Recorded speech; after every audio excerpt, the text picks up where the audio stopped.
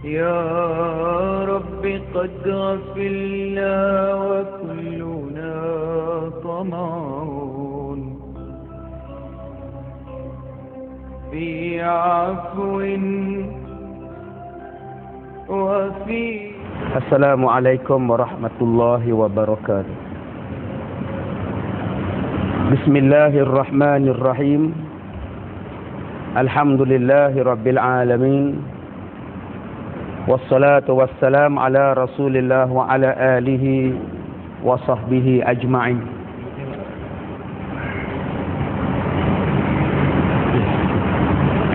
Qala Allah Ta'ala, a'udzu billahi minasy syaithanir rajim.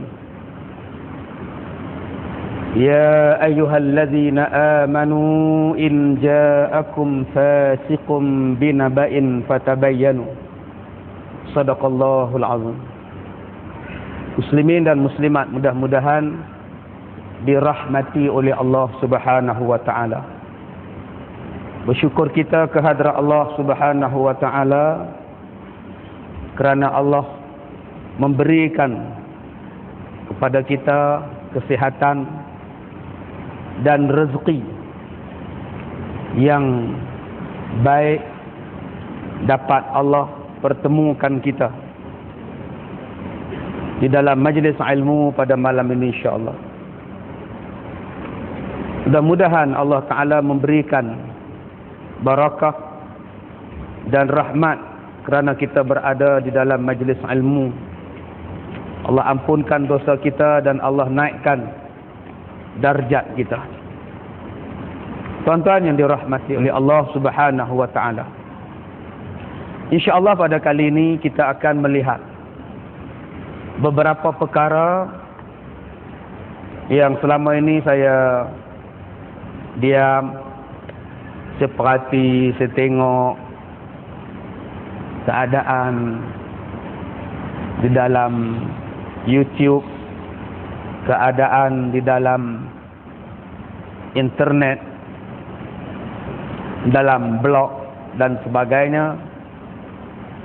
Maka pada malam ini saya ingin menjawab apa-apa yang disebutkan, apa-apa yang dibicarakan, dan apa-apa yang menjadi satu polemik tentang Rasulullah sallallahu alaihi wasallam. Kerana saya melihat dalam YouTube, dalam penulisan blog-blog, begitu banyak perkara yang dibincangkan, dibentangkan, sehinggalah kadang-kadang sampai kepada satu tahap menghina Nabi Muhammad sallallahu alaihi wasallam.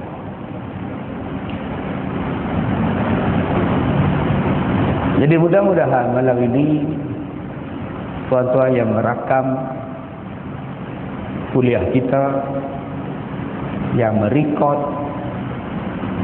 kuliah kita, dapat membuat perbandingan dan dapat membuat perkara-perkara yang boleh menjawab sama ada tuan-tuan nak sebarkan dalam CD, dalam YouTube, dipersilakan.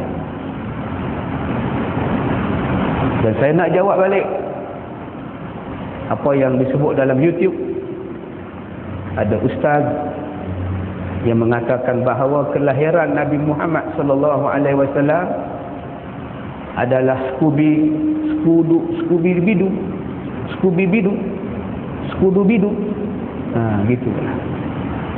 Boleh dia cakap Nabi Muhammad ni bila beranak, bila dilahirkan, skudu bidu ke benda-benda. Ada yang cakap merapu. Jawapan ataupun perkara itu saya jawab di masjid tuan-tuan mungkin 2-3 tahun yang lepas. Bila ada orang tanya kepada saya tentang ada orang yang mengatakan bahawa Nabi Muhammad sebelum diangkat menjadi Rasul dia adalah seperti mamat-mamat di kampung. Dan saya jawab di masjid ini, jangan cakap Nabi Muhammad sebelum diangkat menjadi Nabi, Nabi Muhammad tidak ada apa kaitan dengan kita, dia seperti mamat-mamat di kampung. Saya kata jangan cakap. Di sini saya akan jawab satu persatu. Selepas hampir 2 tahun saya diam, macam-macam orang tibai saya, tak kurang juga yang defend saya. Hari ini tuan-tuan, di hadapan saya ini ada 10 kitab.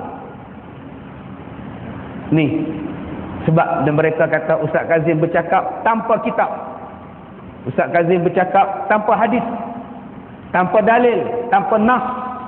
Nah, di hadapan tuan-tuan sekarang, inilah dalilnya. Saya akan sebutkan nama kitab, saya akan bacakan hadis-hadis Nabi tentang kelahiran Nabi sallallahu alaihi wasallam, tentang Maulidur Rasul sallallahu alaihi wasallam, tentang kemuliaan Nabi Muhammad sebelum diangkat menjadi Nabi sallallahu alaihi wasallam. Ada yang sebut saya ni Lone Ranger. Ustaz Lone Ranger kata dia. Ada yang kata Ustaz Kazim ni mengaji di mana? Sebab saya hari itu di soal saya dalam masjid tuan-tuan, saya cakap spontan.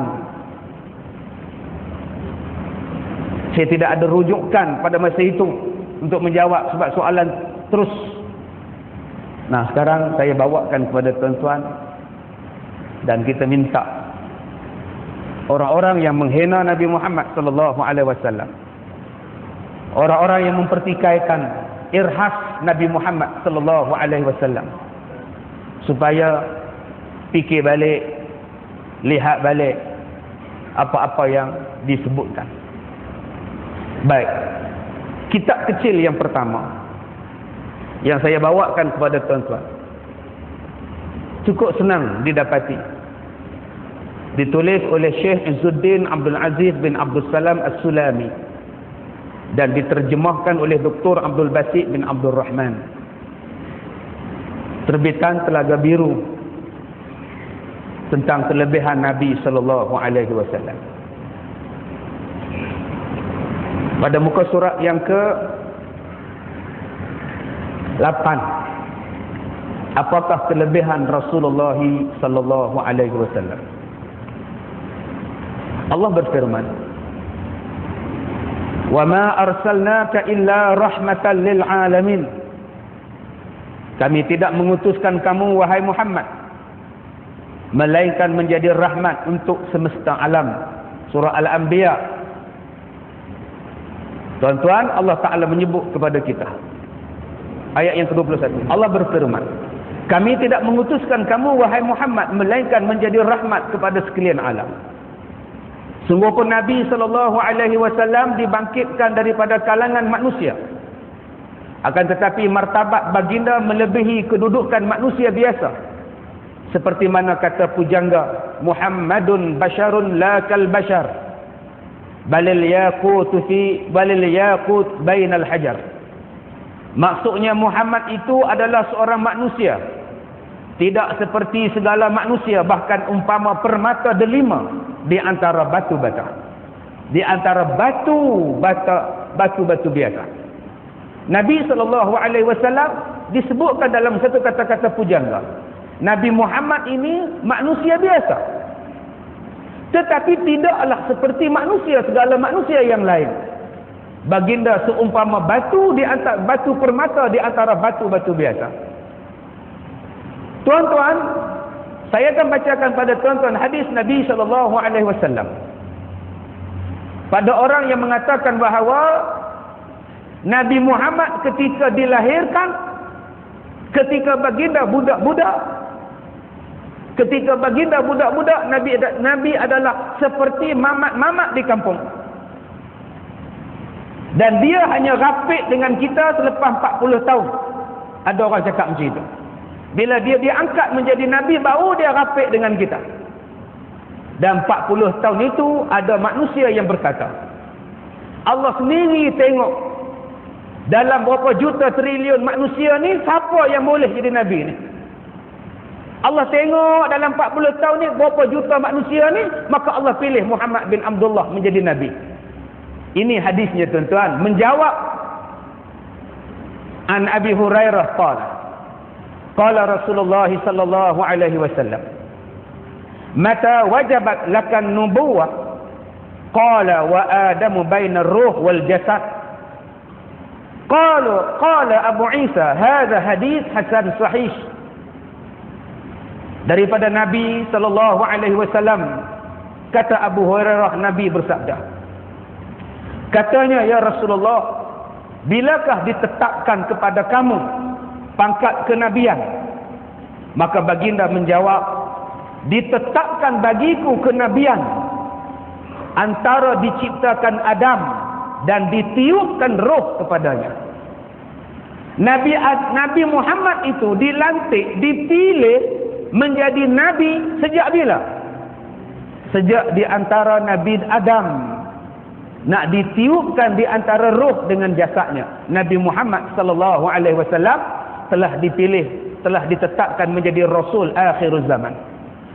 Hadis yang kita bacakan ini adalah hadis yang sahih, hasan dan sahih. Ni. Jadi kalau siapa-siapa yang mengatakan bahawa Allah sendiri melihat dalam banyak-banyak manusia, 2 juta, 3 juta triliun manusia ni, maka Allah sendiri pilih Muhammad. Allah sendiri tengok selepas 40 tahun. Bukan tuan-tuan. Allah pilih Nabi Muhammad untuk menjadi Nabi ketika Adam diciptakan di antara roh dan jasad. Nabi Muhammad telah pun dipilih dia, ditetapkan kenabian ke atas Nabi SAW menjadi Nabi akhir zaman. Satu. Yang kedua, ada yang berkata bahawa ketika Nabi SAW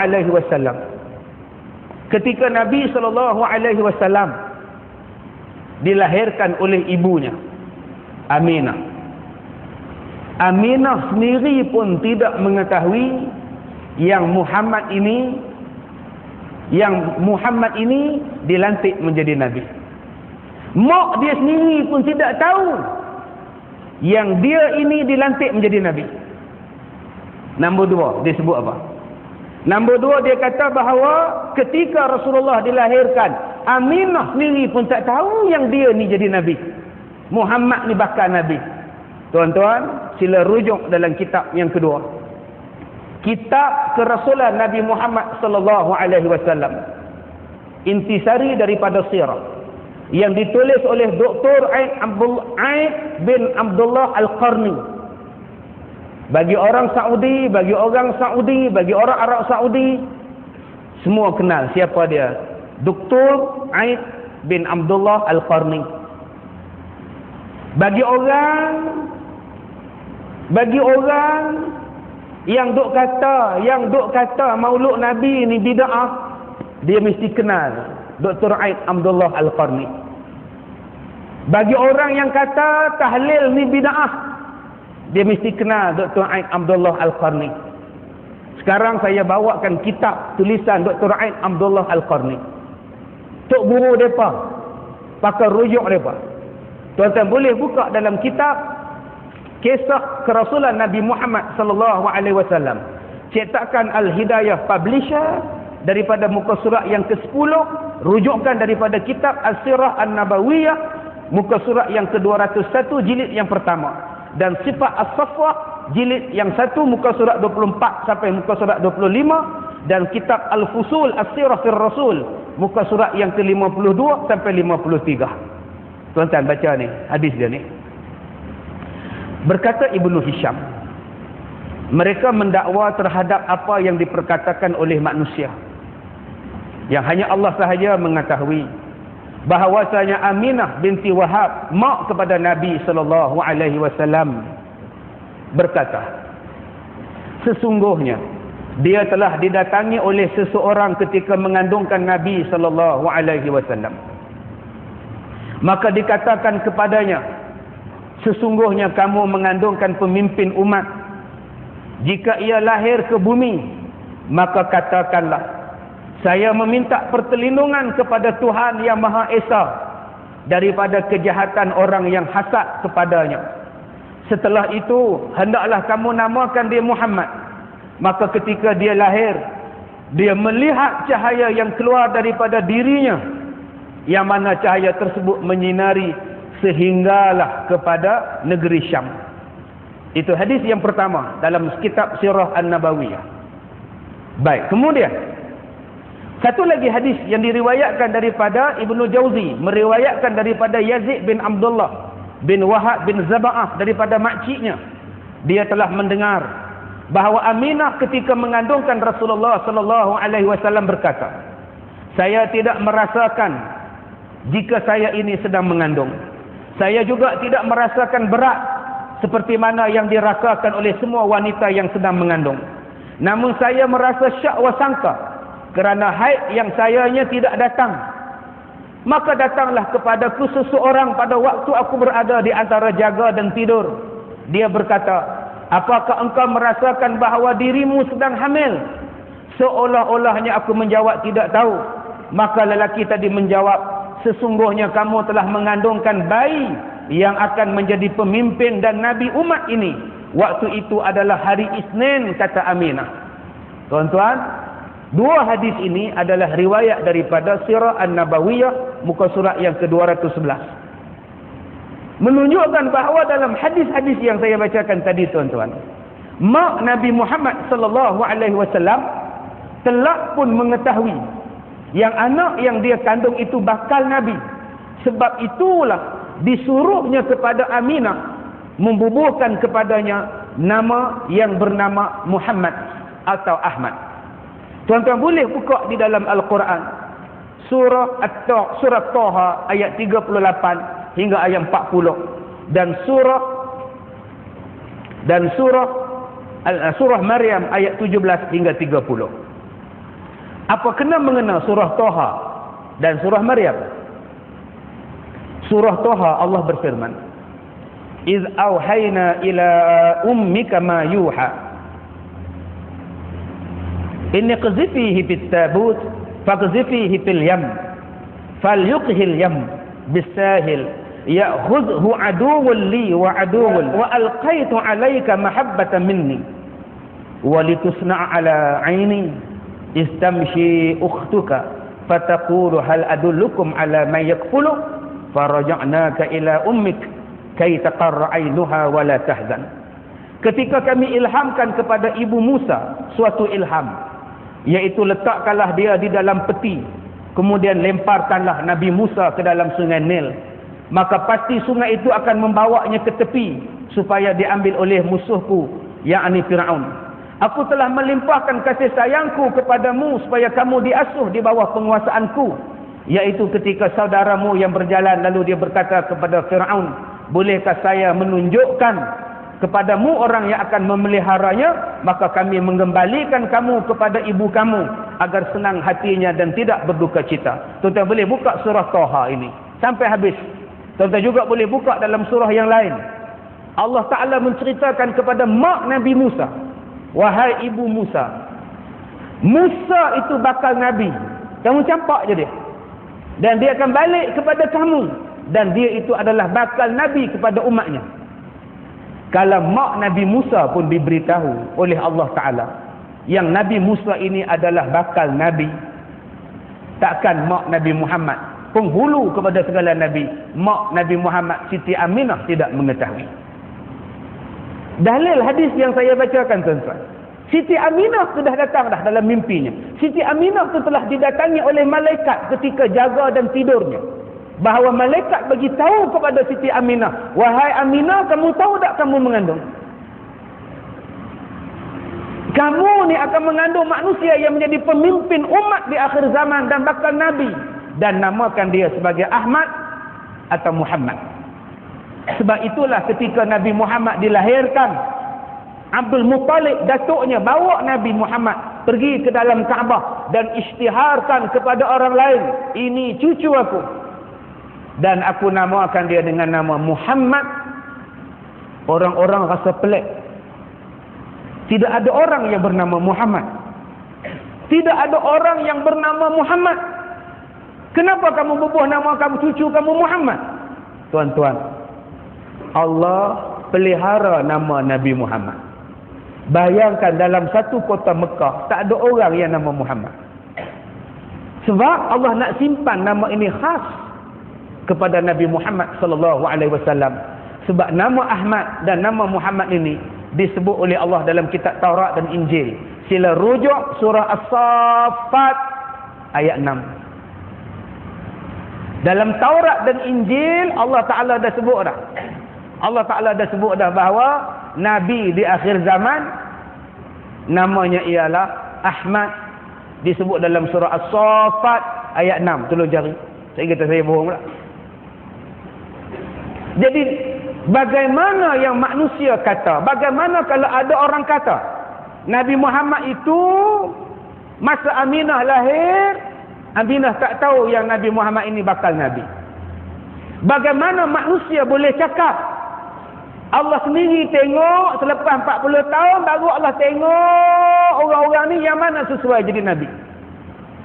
Sedangkan nama Nabi Muhammad menjadi Nabi telah dilantik, telah dipilih oleh Allah, malah telah disebut oleh Allah di dalam kitab Taurat dan Injil. Dan Allah sebut benda ini di dalam Al-Quranul Karim pada surah As-Saffat ayat 6. Jumpa dah? Cari Saffat ayat 6. Baik, itu yang kedua. Yang ketiga, bila saya kata Nabi Muhammad ketika dilahirkan dalam keadaan sujud, Nabi Muhammad lahir dalam keadaan tangannya bertelikkan ke tanah sujud, mendongak ke atas kepalanya dan diangkatkan jari. Orang kata cerita ini tuan-tuan adalah cerita Scooby-Doo bernama. Saya bacakan dulu ya tentang surah Saffat ini tuan-tuan. Allah Ta'ala sebutkan kepada kita ya daripada Al-Quran ini keistimewaan Nabi Muhammad sallallahu alaihi wasallam. Ya, surah Saff ayat 6. Baik, disebutkan kepada kita. Ada yang kata bahawa Nabi Muhammad sallallahu alaihi wasallam ketika dilahirkan Nabi Muhammad sallallahu alaihi wasallam dalam keadaan sujud. Saya sebut Nabi Muhammad dalam keadaan dalam sujud. Baik. Bila dia kata, saya kata Nabi Muhammad lahir dalam keadaan sujud. Ustaz mana pula tu dia kata ini cerita Scooby-Doo. Ni dia dalil dia tuan-tuan. Sila buka kitab keistimewaan Rasulullah sallallahu alaihi wasallam yang ditulis oleh Al-Faqir ilallah Al-Qawi Muhammad Fuad bin Kamaluddin Al-Maliki. Di sini tuan-tuan boleh lihat Nabi Muhammad sallallahu alaihi wasallam tentang keistimewaan baginda Nabi sallallahu alaihi wasallam ketika dilantik ataupun ketika dilahirkan ke dunia. Baik. Yang pertama pada muka surat 192. Muka surat 192. Saya sebut Nabi Muhammad dilahirkan dalam keadaan telah bersunat. Sebab ada orang kata Nabi Muhammad ketika beranak dia macam budak-budak biasa. Dia macam budak-budak biasa. Kalau di kita ni, di kampung kita ni ada mamat, maka Muhammad bin Abdullah di Mekah tu sama aja. Tak ada beza apa. Ni tuan-tuan, saya bacakan hadisnya. Kata Nabi, diriwayatkan oleh At-Tabrani daripada pelbagai jalan, iaitu hadis daripada Anas radhiyallahu anhu bahwasanya Nabi sallallahu alaihi wasallam bersabda, min karamati ala rabbi an wulidtu makhtunan wa lam yara ahadun sa'ati. Di antara kemuliaan yang dikurniakan oleh Allah kepadaku, bahawa aku dilahirkan dalam keadaan telah siap bersunat, sudah siap berkhatan, dan tidak pernah seorang pun melihat auratku. Tuan-tuan, Nabi sebut dalam hadis ni, min karamati ala rabbi an wulidtu makhtunan walam yara ahadun sawati. Di antara kemuliaan yang Allah berikan kepada aku ialah aku dilahirkan dalam keadaan telah siap berkhatam dan tidak pernah seorang pun yang melihat auratku. Buka surat 193. Di sini sebut 192 dan 193. Jadi di mana yang kata Nabi Muhammad ni bila kata dah bersiap, dah lahir-lahir sunat, dia kata Nabi Muhammad ni cerita kartun. Dia boleh kata kartun. Ni apa punya ustaz? Dia lupakah satu mukjizat, satu benda pelik yang berlaku kepada bakal-bakal Nabi? Benda-benda pelik yang berlaku kepada bakal-bakal Nabi ialah irhas. Dalam surah Maryam Allah Ta'ala sebut Nabi Isa bercakap di dalam buayan. Dia kata kalaulah Nabi Muhammad lahir dah sujud, sebut pula Alhamdulillah, kalau gitu Abu Lahab masuk Islam lah, Abu Jahal masuk Islam lah, kata dia. Dia lupa yang Nabi Isa bercakap di dalam buayan, wa yukallimun nasa fil mahdi wa kahla. Adakah umat Nabi Isa alaihissalam beriman pada Nabi Isa alaihissalam? Ni tuan-tuan, ustaz ni kita suruh dia pergi mengaji balik. Nama apa kah? Ni hadis. Hang boleh kata tak ada, pergi mengaji balik, betulkan balik. Hang boleh kata cerita Nabi Muhammad disunatkan, hang boleh kata skubil-bidu. Ini menghina Nabi SAW. Buat mari kepada kita, minta daripada kita, minta kepada dia dalil. Apa dalil yang dia kata Nabi Muhammad lahir tak ada sunat? Buat mari kita nak tengok. Nabi Muhammad tu memang kena darahnya macam kita, kulitnya macam kita. Jadi daripada lahir daripada Aminah, ibunya. Dia boleh sebut dalam ceramah dia, nasib baik ustaz tu kata Aminah ni tak beranak kok mulut. Astaghfirullahalazim. Buruknya perangai. Yang kita bercakap bersandar hadis, dia bercakap bersandar apa? Saya tak sebut pun. Kita kata Nabi Muhammad lahir macam biasa. Kelahiran Nabi Muhammad daripada ibunya, kelahirannya berpunca daripada ayahnya. Ayah dan ibu lahirlah Nabi Muhammad. Dia adalah manusia macam kita, tetapi kena ingat darjatnya. Tilkar rusulu faddalna ba'dahum ala ba'd. Inilah dia nabi-nabi. Di antara nabi-nabi ini ada darjatnya yang berbeza di antara satu sama lain. Kalau di antara nabi pun berbeza darjat, apatah lagi nabi itu dengan kita. Nabi Ibrahim darjatnya lain dengan Nabi Nuh. Nabi Nuh darjatnya lain dengan Nabi Idris. Nabi Isa darjatnya lain daripada Nabi Ilyas. Nabi Muhammad apatah lagi darjatnya lebih tinggi daripada nabi-nabi yang lain. Sebab dia adalah ketua kepada segala nabi. Kalaulah nabi sama nabi pun darjat tak sama, apatah lagi kelahiran Nabi Muhammad SAW dengan kita. Tuan-tuan, tadi saya sebutkan pada tuan-tuan, surah As-Saff ayat 6. Sebab ada orang kata Nabi Muhammad itu hanya dilantik menjadi Nabi selepas 40 tahun dia berumur. Sebelum itu dia adalah super je budak-budak biasa. Tak ada apa, dia mamak-mamak biasa je. Allah sendiri tengok dalam 3 triliun manusia ni, Allah tengok. Muhammad ni jadi Nabi. Tak, tuan-tuan. Sila rujuk di dalam surah As-Saff ayat 6. A'udzu billahi minasyaitonir rajim. Wa idz qala Isa ibn Maryam ya bani Israil inni rasulullah ilaikum musaddiqan lima baina yadayya minat taurat wa mubasysyiran bi rasulin ya'ti min ba'dihi ismuhu Ahmad. Ingatlah ketika Isa berkata, Isa putra Maryam berkata kepada kaumnya, hai Bani Israel, sesungguhnya aku adalah utusan Allah kepadamu, membenarkan kitab yang turun sebelumku, iaitu Taurat, dan memberikan khabar gembira dengan datangnya seorang Rasul yang akan datang sesudahku yang namanya ialah Ahmad atau Muhammad, maka tak kala Rasul itu datang kepada mereka dengan membawa bukti-bukti yang nyata, mereka berkata ini adalah sihir yang nyata. Surah Shaf juzuk 28 ayat yang ke-6. Jadi di mana yang kata Nabi Muhammad ini Allah hanya pilih selepas 40 tahun? Sebelum tu Allah tak tahu lagi siapa kata. Jangan pandai-pandai nak ubah benda ni. Dia ayat Quran. Baik, balik kita kepada benda yang bersujud tadi. Saya sebut Nabi Muhammad dilahirkan dalam keadaan bersujud. Dia kata ustaz ni bohong. Ni apa punya ustaz duk cerita benda merapu ni? Tuan-tuan, sila buka tadi dalam kitab keistimewaan Rasulullah sallallahu alaihi wasallam yang dinukilkan oleh Muhammad Fuad bin Kamaluddin Al-Maliki, muka surat yang ke-194.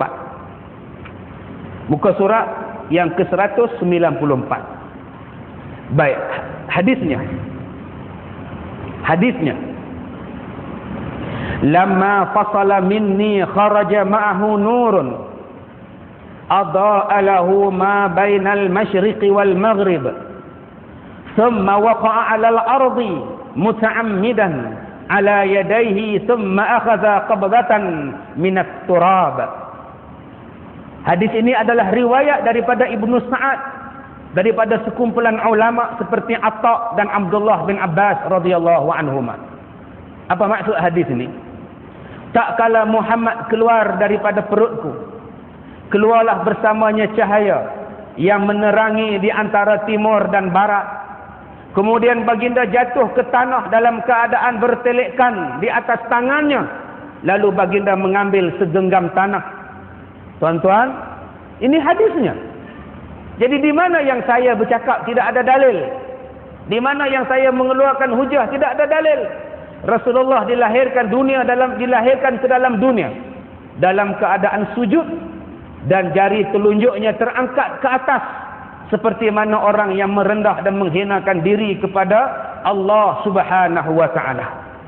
Tuan-tuan, dan katanya baginda juga berkata-kata di dalam buayan ketika di dalamnya perkataan pertama yang diucapkan oleh Nabi sallallahu alaihi wasallam seperti mana yang diriwayatkan oleh Ibnu Sabuq dalam kitab Al-Khasa'is. Begitu juga dalam Imam As-Suyuti dalam kitabnya Al-Khasa'is. Beliau berkata bahawa perkataan pertama yang diucapkan oleh Nabi sallallahu alaihi wasallam ialah Allahu akbar kabira walhamdulillahi katsira. Itu hadis. Dia boleh cakap. Dia kata kalau Nabi Muhammad bercakap ketika dilahirkan, dah tentulah Abu Lahab masuk Islam. Tak reti tuan-tuan. Nabi Isa bercakap dalam buayan. Ada orang lain beriman pada Nabi Musa. Dia pernah bunuh lagi Nabi Isa. Sedangkan dia bercakap dalam buayan, aku ni, inni Rasulullah ilaikum, kata Nabi Isa. Aku ni adalah Isa. Mak aku tidak berzina. Maryam, mak aku bersih. Dia tidak berzina. Aku ini adalah Rasulullah. Diutuskan untuk kamu akan datangnya.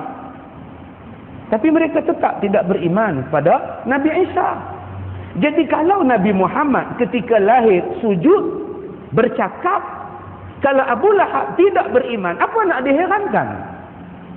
Sedangkan benda itu telah pun berlaku di dalam ataupun ke atas, berlaku ke atas Nabi Isa alaihi salam.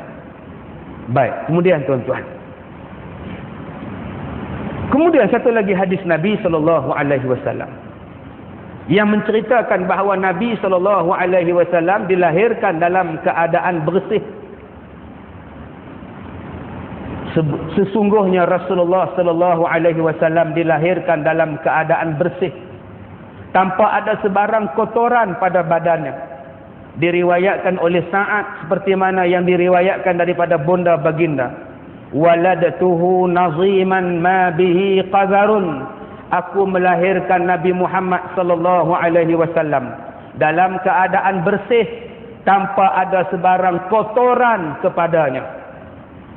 Tuan-tuan, Nabi SAW lagi sebut dalam satu hadis yang diriwayatkan daripada Ibnu Qayyim. Ibnu Qayyim berkata, "Laisa min khasaihi fa inna katsiran minan nas wulida makhtunan." Kalau tuan-tuan rasa pelik dengan Nabi Muhammad yang berkhatan ketika dilahirkan, tidak perlu pelik tuan-tuan. Sebenarnya ada 17 orang Nabi yang dilahirkan dalam keadaan berkhatan selain daripada Nabi Muhammad sallallahu alaihi wasallam.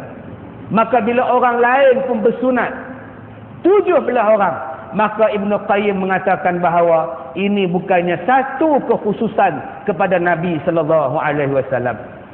Baik, tuan-tuan yang dirahmati Allah. Jadi tuan-tuan tengok di sini.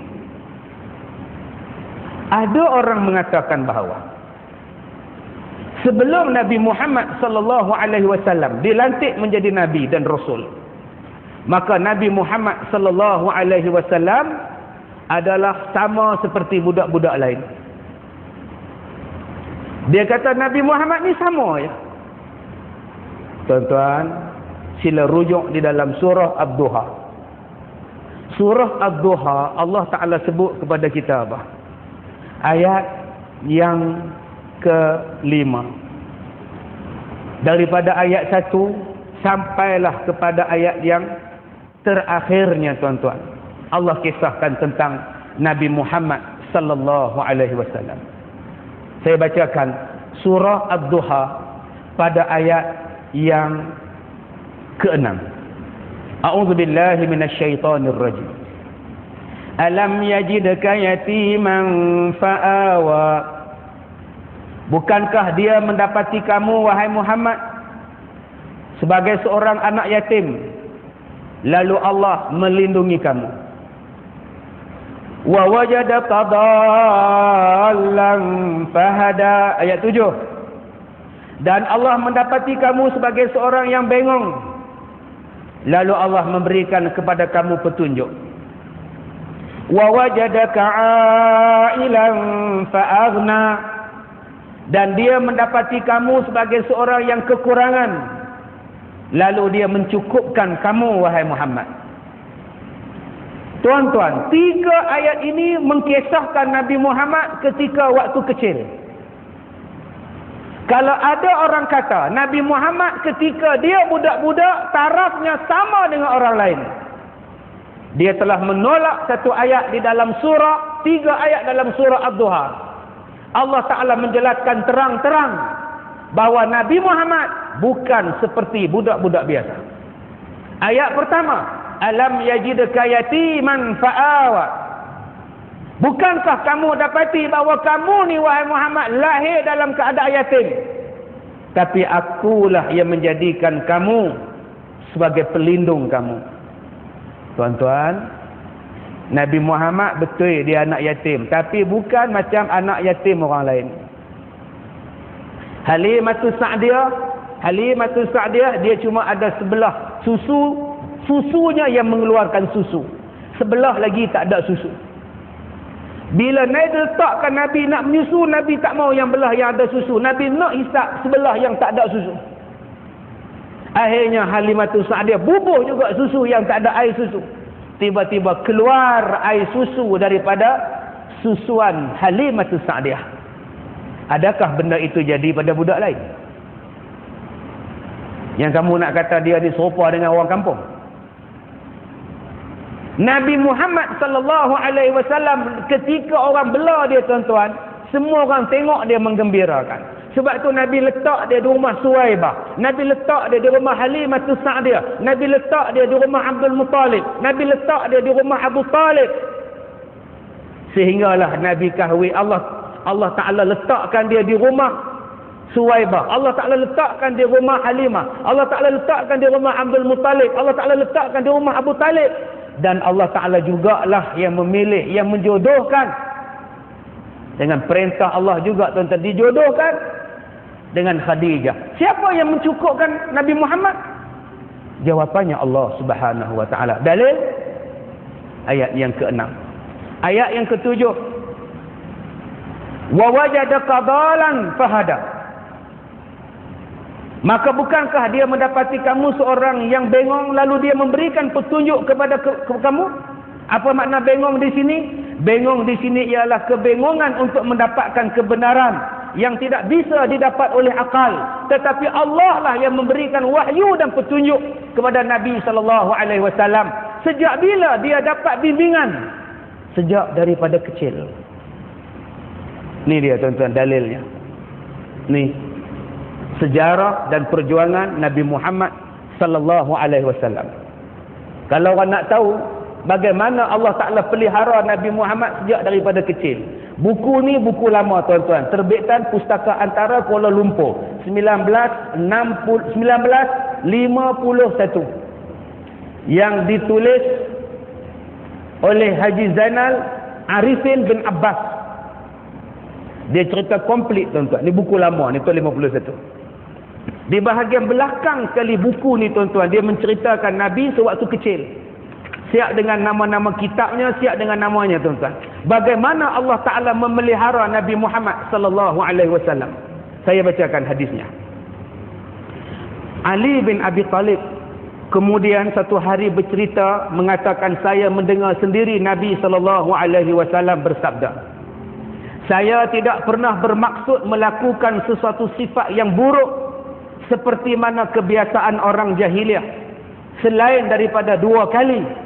Itu pun saya telah dipelihara oleh Allah daripada melakukannya.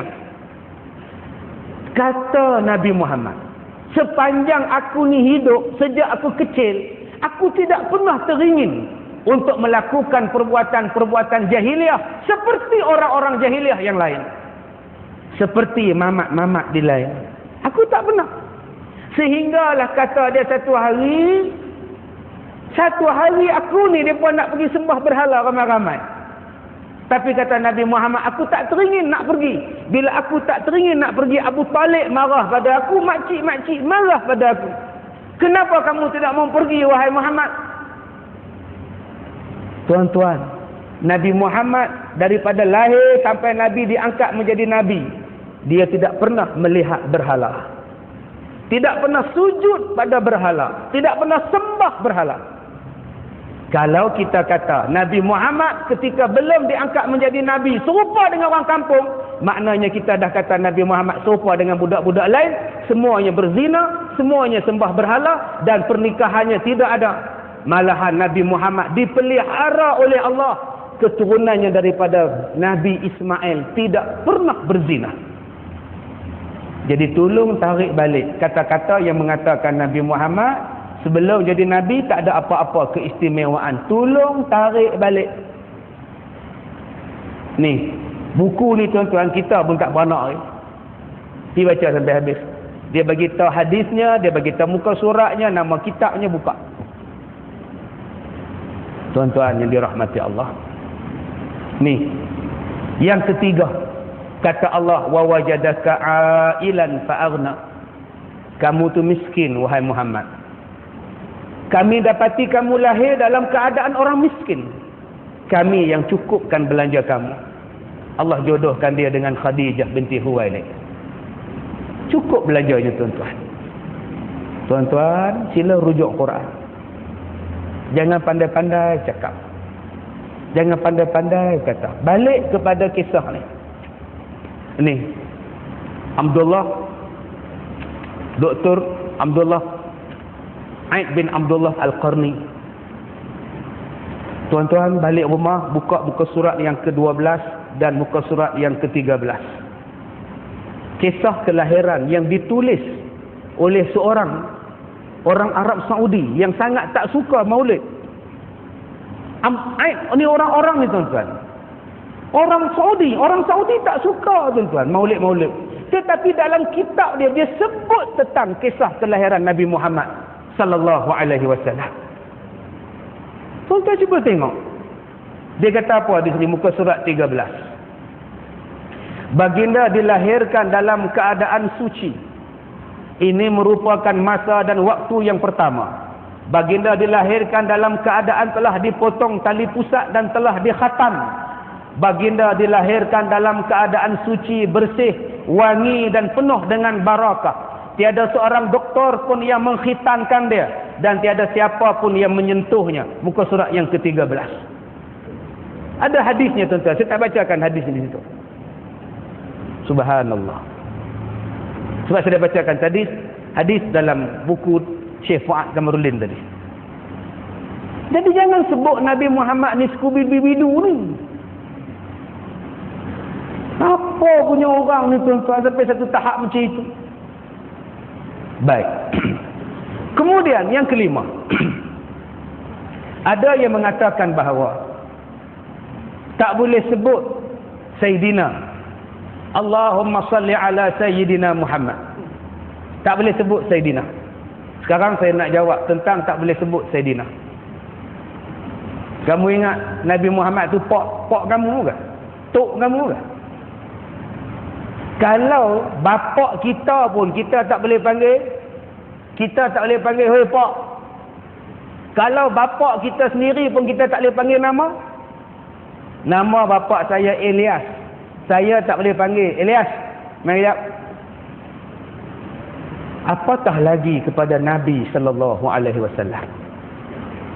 Baik, tuan-tuan. Kemuliaan Nabi sallallahu alaihi wasallam adalah kemuliaan yang diletakkan oleh Allah Subhanahu wa taala. Baik.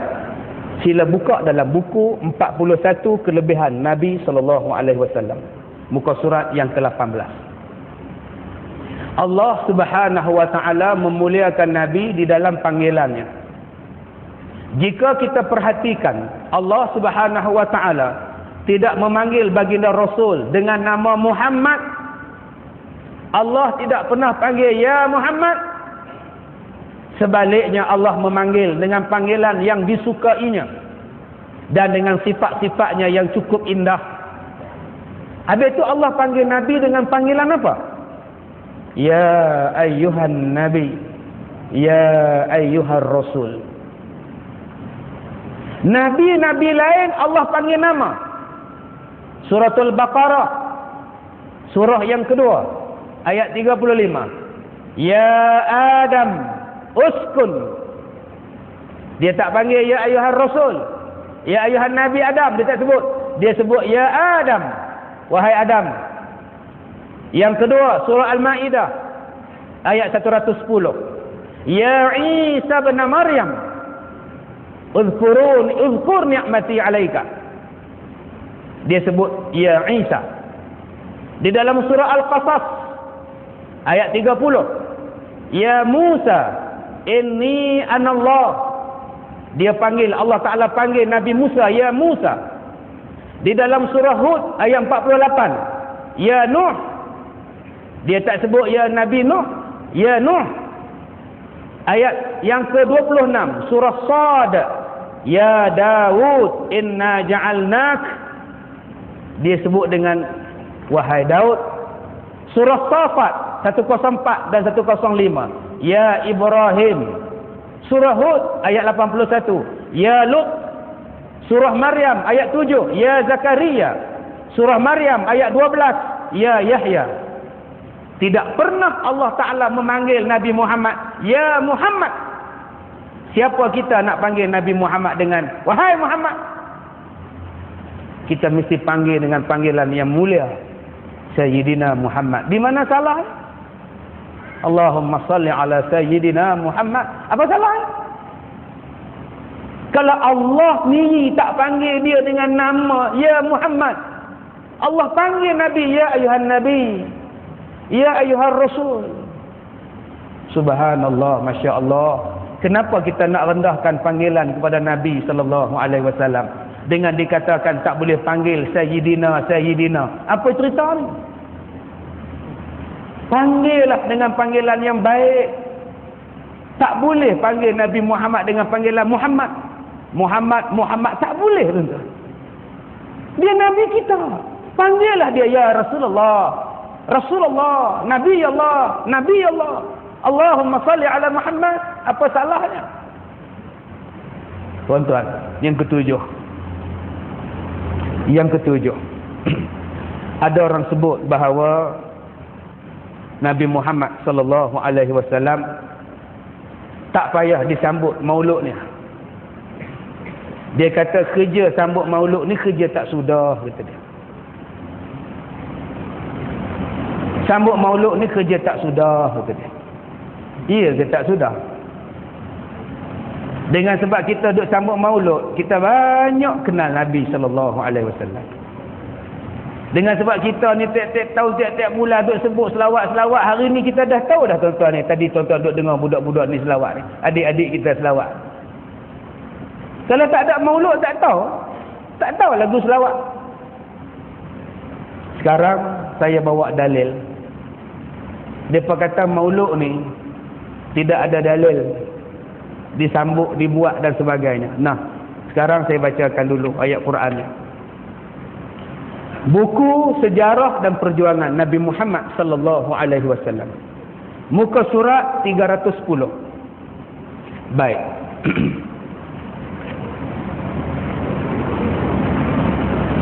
Baik, disebut di sini. Mereka termasuk orang yang tidak suka dan tidak membolehkan sama sekali menghormati Nabi sallallahu alaihi wasallam. Dan kepada orang yang mengucapkan selamat kepada Nabi Muhammad sallallahu alaihi wasallam. Mula-mula dia sebut muka surat 309, bawah dia baca. Dia kata ada setengah orang dia tak suka bila kita buat maulud. Malah dia tak suka kita baca selawat dan memuji Nabi sallallahu alaihi wasallam. Padahal di dalam Al-Quran surah Maryam ayat 15 Allah Subhanahu wa taala berfirman mengucapkan selamat atas kelahiran Nabi Yahya bin Zakaria dengan firman-Nya, "Wassallim alaihi yauma wulida wa yauma yamut wa yauma yub'atsu hayya." Surah Maryam ayat 15. Dan selamatlah atas Nabi Yahya pada hari ia dilahirkan, pada hari ia mati, dan pada hari dia akan dibangkitkan sekali lagi.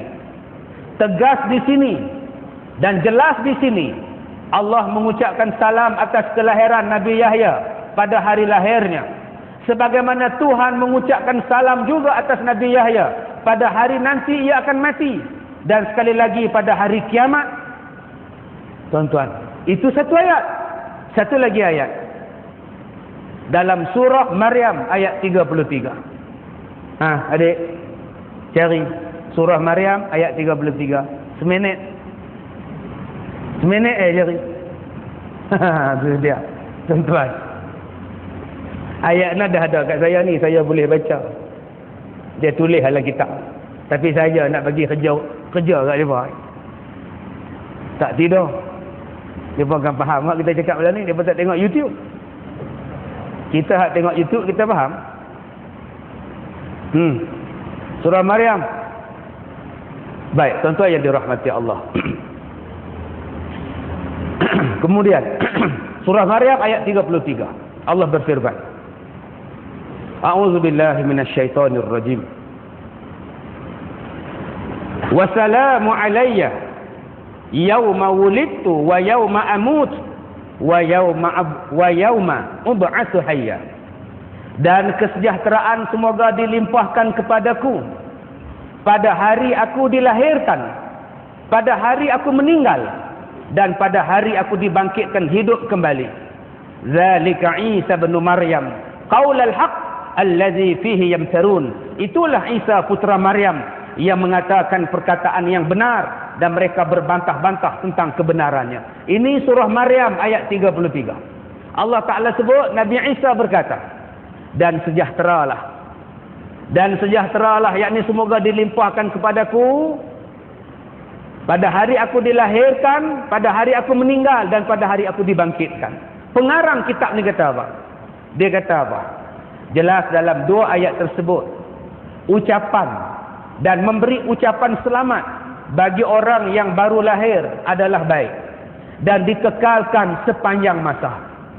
Memberikan ucapan selamat kepada hari lahir itu adalah harus. Nabi Isa cakap, Nabi Yahya pun cakap. Kalau Nabi Isa berbangga dengan kelahiran dia, Malah dia minta pada Allah, hari dia lahir jadi bahagia, hari dia mati jadi bahagia, hari dilahirkan semula, dibangkitkan semula, dia jadi bahagia. Kalau Nabi Isa, Nabi Yahya pun minta dan bangga, kenapa kita tidak bangga dengan kelahiran Nabi Muhammad sallallahu alaihi wasallam? Baik tuan-tuan, untuk menjawab pertanyaan tentang adakah Nabi Muhammad sambut? Adakah sahabat Nabi sambut? Tuan-tuan sila buka kitab ini. Ni nama kitab dia apa? Maulid. Ringkasan Sirah An-Nabawiyah oleh Profesor Al-Muhaddis Profesor Dr. Said Muhammad Ibnu Al-Alawi, Ibnu Alawi Al-Maliki. Muka surat yang ke-64 dan 65. Baik, saya bacakan. Sesungguhnya baginda Nabi SAW sendiri membesarkan hari kelahirannya dan bersyukur kepada Allah Subhanahu wa taala atas curahan nikmat yang terbesar ini serta keutamaan yang Allah Taala berikan kepadanya pada kewujudannya yang memberikan manfaat, kebaikan dan kebahagiaan bagi segala yang wujud di alam ini. Baginda mengungkapkan kemuliaan dan kebesaran kelahirannya dengan berpuasa seperti mana yang diriwayatkan dalam hadis daripada Abi Qatadah bahawa Nabi SAW ditanya tentang puasa pada hari Isnin, maka baginda bersabda, fihi wulidtu wa fihi unzila alayya. Pada hari Isnin aku dilahirkan dan pada hari itu jugalah diturunkan Al-Quran ke atasku. Abi Qatadah bertanya, Abi Qatadah meriwayatkan hadis. Sahabat-sahabat bertanya, kenapa kamu suka puasa pada hari Isnin? Jawab Nabi, pada hari Isnin lah aku dilahirkan dan pada hari itulah diturunkan Quran. Menunjukkan bahawa Nabi gembira dengan kelahirannya. Dan Nabi menyambut kelahirannya dengan berpuasa. Walaupun Nabi menyambut keseronokan kelahirannya dengan berpuasa, tetapi tidaklah kepada kita menjadi kesalahan kepada kita untuk mengadakan maulid pada hari itu. Seperti membaca kisah Nabi, mengadakan ceramah, mengadakan salawat dan memberi makan makanan yang halal. Tidak salah. Ini dalilnya tuan-tuan. Kalau kita kata perayaan Maulidur Rasul adalah bid'ah, adalah salah, bid'ah, apa yang salahnya dengan Maulidur Rasul? Adakah kita bergaduh dengan polis? Kalau kamu kata perhimpunan bersih itu wajib, mana lebih bersih daripada berhimpun untuk Maulidur Rasul?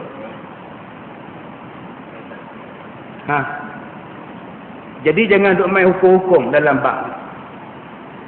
Kamu kata sambut maulud bid'ah, kamu kata pula pergi bersih wajib, mana dalil kamu?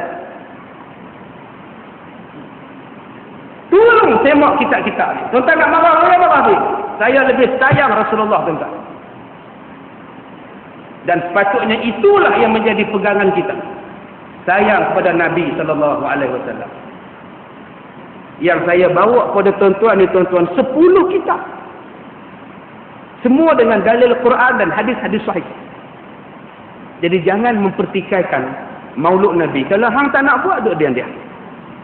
Saya belum bacakan pada tuan-tuan huraian yang panjang lebar tentang bid'ah dalalah dan bid'ah hasanah yang disebut oleh Imam An-Nawawi, yang disebut oleh Syekh Qutb, yang disebut oleh Syekh Muhammad Rashid Ridha dalam kitab-kitab mereka yang dinukilkan dalam kitab ini.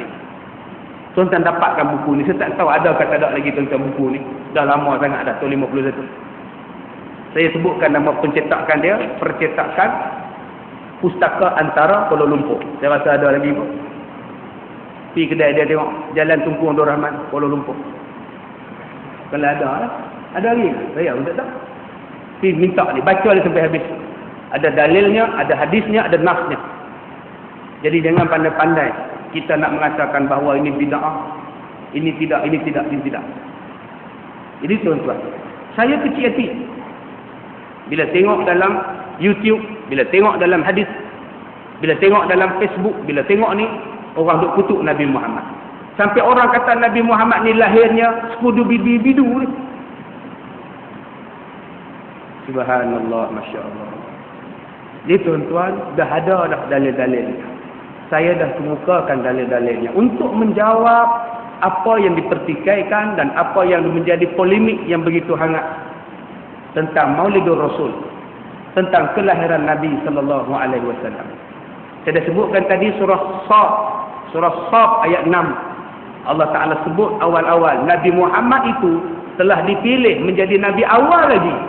Dalam hadis yang saya bacakan, di antara Nabi Adam, di antara roh dan jasad, Nabi Muhammad telah dipilih, diletakkan nabi. Dalam kitab Taurat dan Injil disebut dah Nabi akhirul zaman adalah Ahmad atau Muhammad, dah disebut dah.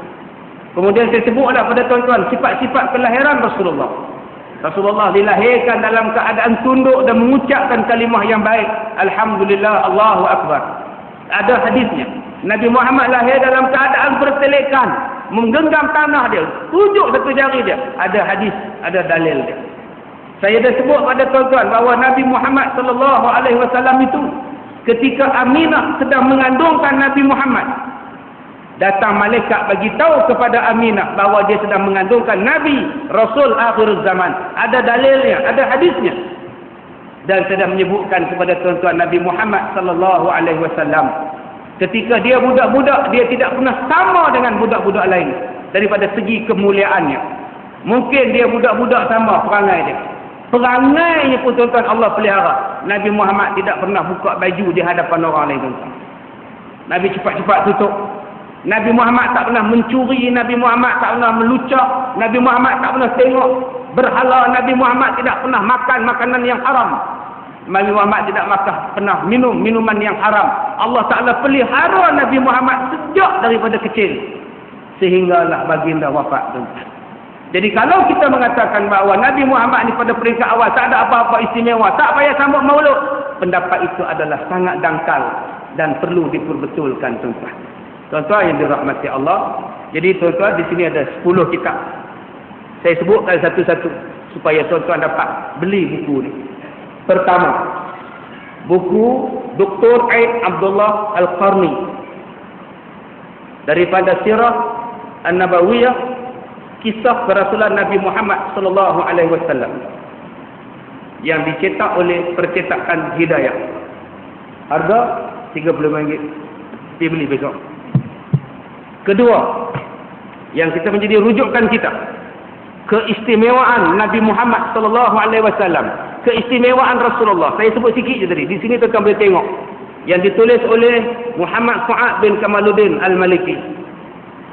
Harga tak tahu. Okey, tuan cari sendiri. Buku yang paling nipis yang di sini tentang keistimewaan Nabi sallallahu alaihi wasallam, yang ditulis oleh Syekh Izzuddin Abdul Aziz bin Abdul Salam As-Sulami, terjemahan Dr. Abdul Basit bin Abdul Rahman, cetakan Telaga Biru. Harga RM8. Yang kedua, kitab sirah Rasulullah sallallahu alaihi wasallam yang ditulis oleh Syekh Muhammad Al-Khudari, cetakan Prospekta Printers Sdn Bhd, cetakan Pustaka Salam Sdn Bhd, Jalan Pantai. Harga RM32. Ni, dalam dia ada sirah Nabi yang saya sebutkan tadi. Sejarah lengkap. Dalam kitab ini sebut Nabi Muhammad lahir bersunat, Nabi Muhammad lahir dalam keadaan bersujud dan sebagainya. Ditulis oleh Abu Mus'ad Al-Husni, sejarah lengkap Nabi Muhammad sallallahu alaihi wasallam, cetakan Pustaka Ilmi, Taman Jasa Sungai Tua, Batu Kek. Harga RM20. Yang keempat, sejarah perjuangan Nabi Muhammad yang ditulis oleh Haji Zainal Arifin Abbas, Pustaka Antara. Harga tak ada. Di sini sebut RM12, punya lama tuan-tuan. Yang ketiga, Sirah An-Nabawiyah yang ditulis oleh Imam Al-Hafiz Abdul Rahman Ibnu Ad-Daibai dan ditulis semula oleh Al-Muhaddis Profesor Dr. Said Muhammad Ibnu Al-Awi, Yayasan Safawiyah. Okey, dan yang terakhir yang saya tak sempat baca malam ni, Masrid Cukup tempoi buku dia 10 hari kebesaran Islam yang ditulis oleh Rushdie Ramli Al-Jauhari. Tuan-tuan boleh buka dalam muka surat 42 sampai 45. Kisah kelahiran Nabi SAW. Cetakan Masrid Ad-Din. Harga tak tahu. Cetakan tak tahu. Percetakan Zafar Masrid Sembilan Berhad, Jalan Wangsa Setia, Wangsa Melawati, Kuala Lumpur. Ni ada 10 kitab selain daripada terjemahan Al-Quran. Habis. Saya minta tuan-tuan yang mana rakam malam ni masuk YouTube, jawab balik ustaz. Bari ke apa benda ke, jawab balik. Mak Melaya ke, Mak Malaysia ke, jawab balik. Cakap tak ada hujah, cakap tak ada hadis. Depa kata saya cakap tak ada hujah, tak ada hadis ni. Cakap. Tolong hormat orang. Kalau kita tak jumpa, belum bermakna benda tu tak ada. Dan kalau orang ada, tolong hormat ilmu. Saya tak suruh hormat ilmu saya, tapi hormatlah ilmu-ilmu depa ni. Ni yang baru 10 kitab yang saya bawa. Saya boleh bawa 10 lagi tuan-tuan. Tapi nak buat apa? Duk cakap benda ni tak habis. Tapi saya duk geram. Duk kutuk Nabi, kutuk. Duk hina Nabi. Saya tak boleh dengar dia kata ni cerita 10 bibi dulu ni. Saya tak boleh dengar. Hang kata Nabi Muhammad lahir dalam keadaan begitu istimewa. Hang kata 10 bibi dulu. Apa ke benda ni? Saya minta tuan-tuan ni jawab. Kita nak tengok mereka nak jawab apa pula. Tapi cukup saya kata. Lepas ni kalau mereka nak jawab lagi cukup. Saya tak mau jawab dah. Hampir buka kitab ni pergi. Kalau tak betul semua kitab-kitab ni pergi bakar buah lombong. Semuanya ada hadis-hadisnya, ada periwayatnya, ada perawinya yang disebut dan disebutkan makan dan sanad hadisnya. Jadi jangan memandai-mandai nak kata Nabi Muhammad ni tak ada nilai apa waktu dia lahir, waktu dia budak kecil tak ada nilai apa, tak payah sambut maulud. Tuan-tuan, tunggu tahun depan saya buka satu khas cerita bab maulud supaya kita sama-sama faham. Boleh? Habis. Wallahu a'lam. Ada apa soalan? Dari kenapa ni jatuh? Ya.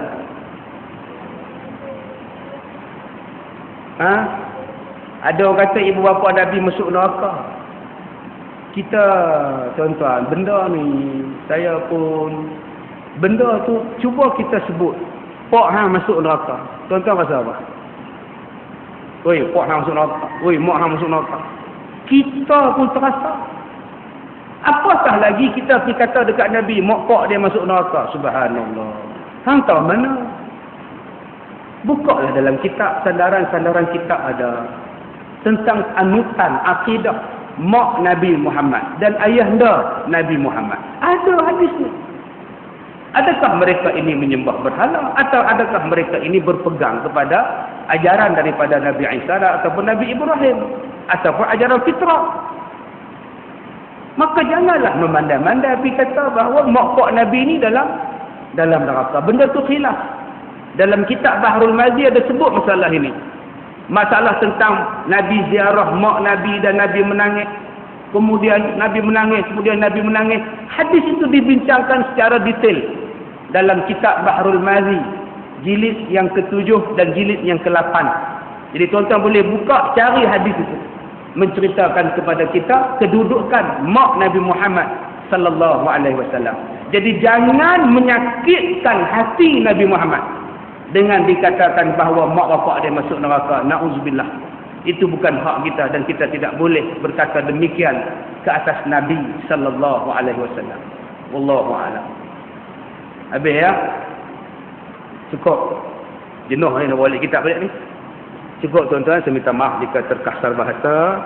Kita jumpa lagi besok kuliah subuh dan petang besok di mana? Pukul 2.30 di mana? Di Stafah. Okey. Tuan-tuan boleh tengok jadual dan tuan-tuan tengok, insya-Allah saya minta tolong sebarkan biar depa faham hadis ni. Wallahu a'lam. Bismillahirrahmanirrahim. Alhamdulillahirabbil alamin wassalatu wassalam ala Rasulillah wa ala alihi wa sahbihi ajma'in. Allahumma inna naj'aluka fi nuhuri a'da'ina wa na'udzubika min syururihim. Allahumma baddid syamlahum wa farriq jam'ahum wa shattit kalimatahum wa zalzil aqdamahum wa sallit 'alaihim qalban min kilabik ya qahhar jabbar ya muntaqim. Allahumma ya munzilal kitab wa ya mujriyas sahab wa ya hazimal ahzab ihzimhum wansurna 'alaihim walhamdulillahirabbil alamin. Saya minta maaf jika terkasar bahasa. Assalamualaikum warahmatullahi wabarakatuh.